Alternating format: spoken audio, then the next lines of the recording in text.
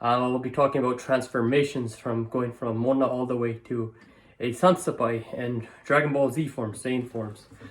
So similarities between the Sikhs and Saiyans are a true, pure-blooded Saiyans.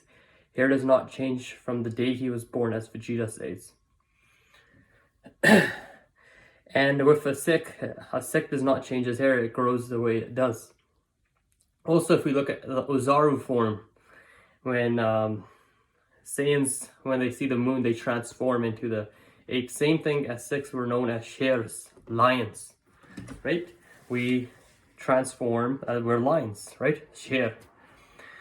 Another thing is, if we look at it, the Saiyans' planet, Vegeta, was destroyed by Frieza, which we can see as Indian government destroyed Punjab as well. You can also see the Saiyans' lifestyle was controlled by imperialism as well. The way that they used to live, we did not see how they used to live before Frieza. Same with the British, the colonizers, they changed the Sikh way of life. How we used to have larger kirbans, used to tie the malle. That's also one big difference. Same with Sikhs, Goku and Vegeta. They also give the Shahidi, which our Sikhs are well known to do as well. So that's just a couple of things when I used to think about it. And same with the transformations when I'm going to go at it. Let's look at the transformations. Here we have base form Goku, base form Saiyan. A base form Saiyan we can see more like a Mona Sikh, a Sikh that cuts his hair and beard. So that's usually the first transformation. A lot of Sikhs tend to be into this form, right? I'm not seeing anything higher or lower, but it's just a fun way to see it. So we have base form, which would be a Mona Sikh. Next up, we have Super Saiyan Goku. This Sikh, we can see a Sikh who is just recently keeping his hair, his gas, right? Recently keeping his gas, and is ready to go for it. He's transferring to keeping his gas, and this can be also a Sikh who keeps his gas on his head, but trims his beard, right? This can fit into that. This fits into that category. Super Saiyan 1. Just 1 second here. I'm just gonna fix the lighting because I think that's better. Okay, there we go. Next up, we have Super Saiyan 2 Goku. This one we can see is Sikh who's been Geshtari. It can be a Sikh who's now keeping his beard and stuff. So this would be keeping his beard, keeping his gas. This can be a Sikh who is keeping his gas, been Geshtari, hasn't cut any gas for 1 to 3 years. Why do I not fit a Sikh who keeps his gas here and beard as a Super Saiyan 2? Is because I feel like it's a transition. You can feel the energy of your hair. You feel the difference, right? So that would be Super Saiyan 2. That's where a Sikh could fit 1 to 3 years of being Geshtari. Next up, we have Super Saiyan 3 Goku.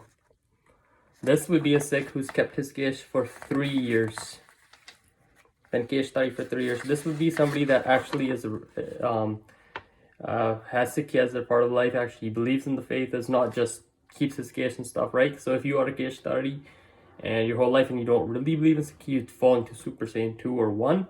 But this one is a Geshtari for 3 years and also Sikh by heart. So this is where Super Saiyan 3 would fit in. 3 or more years. It's been 3 years for me, so I finally got to that form. Next up, we have Super Saiyan God. This is a Sikh who follows Sikhi by heart, right? And follows God's hukum. Is pure inside, right? Which is as God form, that's called Super Saiyan God. It's basically a Sikh that's reached that form. Reach that point, almost ready to go Amritari, pretty much. So this is one that's working up to God's hukum. Next up, we have Super Saiyan 4, Amritari Sikh. So that's more somebody that's by heart, right? Be like more like a Sant type. This hits towards being a lion, sher. You got the tail too, right? Then you get the karpan and all that stuff, right?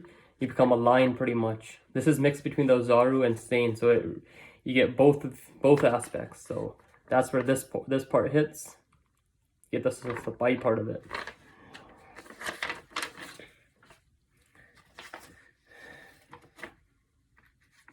Next up, we have Super Saiyan Blue.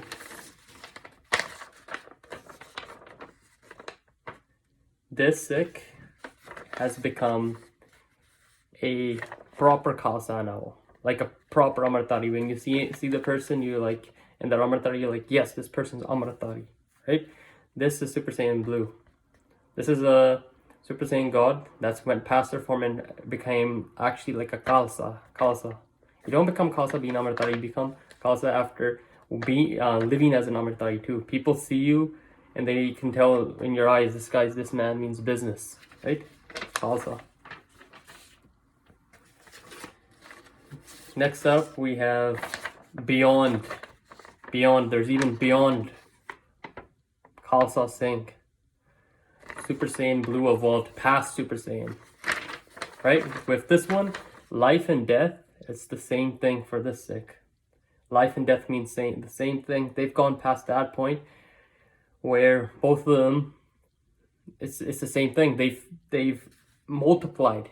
They've gone way past just being it, right? So that's for that one. And the new transformation that just came out, Ultra Ego and Ultra Instinct. This form, the individual has become a Sant Sapai, a Sant and a Sapai. This is very hard to get to. This point is very hard to get to. The confidence seen in this person is, the confidence is there, but it's just that they're so humble that the confidence is there, just like Santji. The confidence is there, and they are humble at the same time. It's just extraordinary. So I hope you guys enjoyed the video. That's just my intake on it, and I'd like to see your opinions.